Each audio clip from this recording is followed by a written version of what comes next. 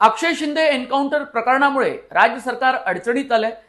सत्ताधारी आणि विरोधकांमध्ये आरोप प्रत्यारोप सुरू आहे आणि एन्काउंटर झाल्यानंतर ठाण्यामध्ये आणि इतर ठिकाणी सुद्धा या एन्काउंटरचं श्रेय घेण्यासाठी राज्य सरकारमध्येच महायुतीतल्या 3 पक्षांमध्ये चढाओढ लागल्याचं आपल्याला पाहायला मिळतं।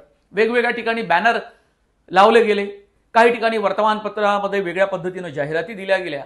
इतकंच काय, सोशल मीडियामध्ये सुद्धा पोस्टर बनवून व्हायरल करण्यात आलेले आहे।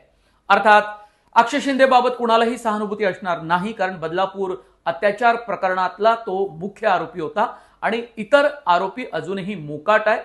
त्यांच्यावर पोलीस अजूनही कारवाई करू शकलेले नाहीत आणि ते फरार आहेत। तेही तितकेच दोषी असल्याचं सांगण्यात येत आहे, पण अजूनही ते पोलिसांच्या तावडीत सापडलेले नाही। पण आता त्या संपूर्ण प्रकरणापेक्षा हा एन्काउंटर जो झाला तो फेक असल्याचं आणि या एन्काउंटरवर अनेक शंका विरोधकांनी उपस्थित केलेल्या आहेत। तोपर्यंत ठीक होतं, पण हे संपूर्ण प्रकरण मुंबई हायकोर्टात पोहोचल्यानंतर मुंबई हायकोर्टाच्या न्यायमूर्ती रेवती मोहिते डेरे आणि पृथ्वीराज चव्हाण यांच्या बेंचनं 6 ते 7 प्रश्न अत्यंत टफ विचारलेले आहेत पोलिसांना, ज्या प्रश्नातून पोलिसांची सुटका अद्याप नाही। या स्टेजला आम्ही कोणतीही शंका या एन्काउंटरवर उपस्थित करत नाही असं 2 न्यायमूर्तीच्या खंडपीठानं म्हटलं असलं तरी काही महत्त्वाचे प्रश्न मात्र त्यांनी विचारलेले आहेत।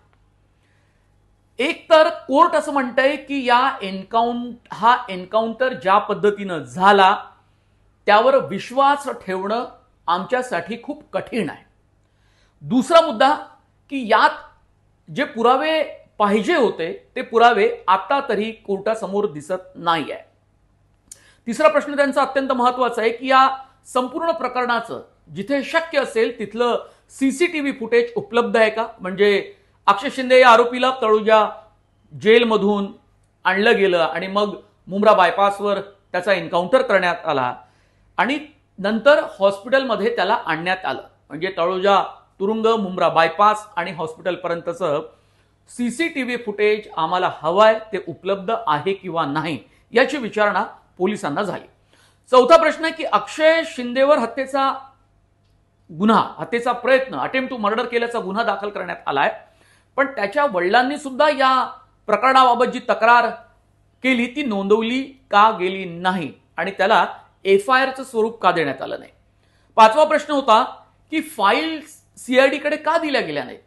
कारण हे संपूर्ण प्रकरण जर सीआयडी कडे तपासासाठी दिलं गेलं आहे एन्काउंटर प्रकरण, तर मग या सीआयडीच्या अधिकाऱ्यांना या सगळ्या फाईल्स तपासासाठी का उपलब्ध करून दिल्या गेल्या नाहीत?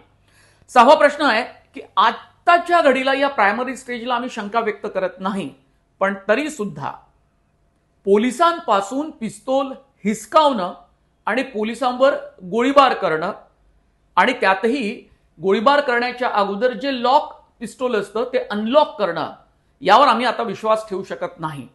पण संपूर्ण एन्काउंटर प्रकरणावरती प्रश्नचिन्ह अजून कोर्टानं लावलेलं नाही, ही पोलिसांसाठी जमेची बाजू सध्या तरी आहे। पण जे प्रश्न पोलिसांच्या एकंदरीत तपासावर एन्काउंटरवर आतापर्यंत केले गेलेले आहेत ते निश्चितपणे महत्त्वाचे आहे। आरोपीच्या वकिलांनी म्हटलंय की हा कोल्ड ब्लडेड मर्डर आहे, हे अक्षय शिंदेच्या वकिलांचं म्हणणं होतं, दावा होता कोर्टामध्ये। गोळी डोक्यात का मारली गेली?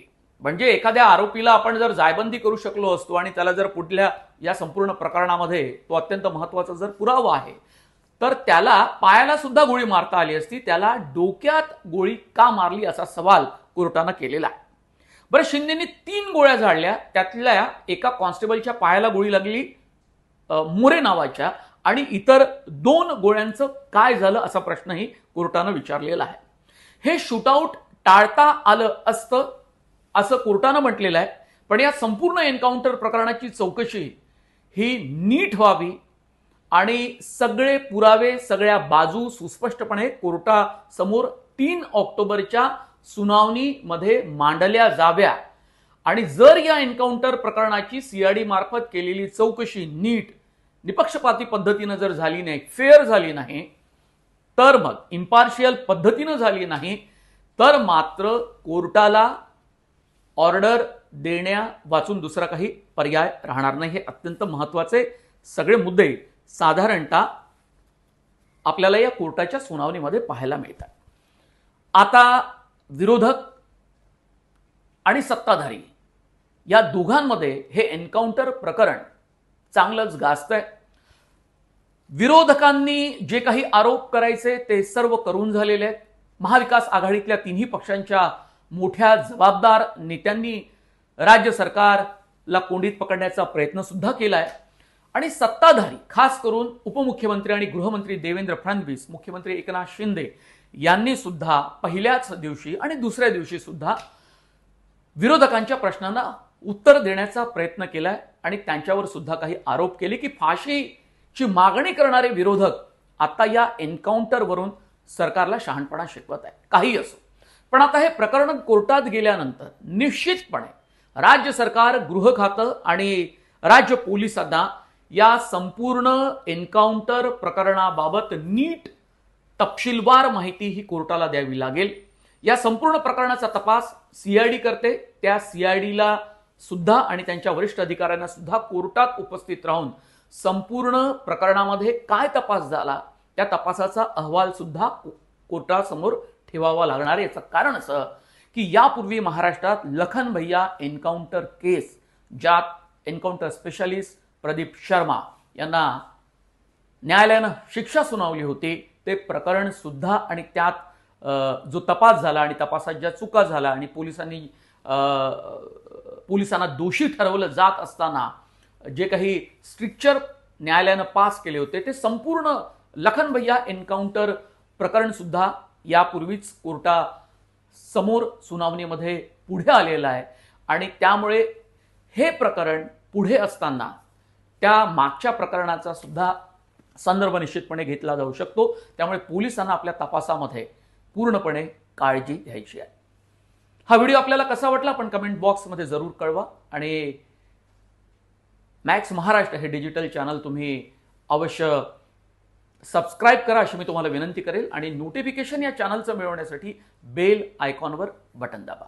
तुम्हा प्रेक्षकांचे खूप खूप धन्यवाद।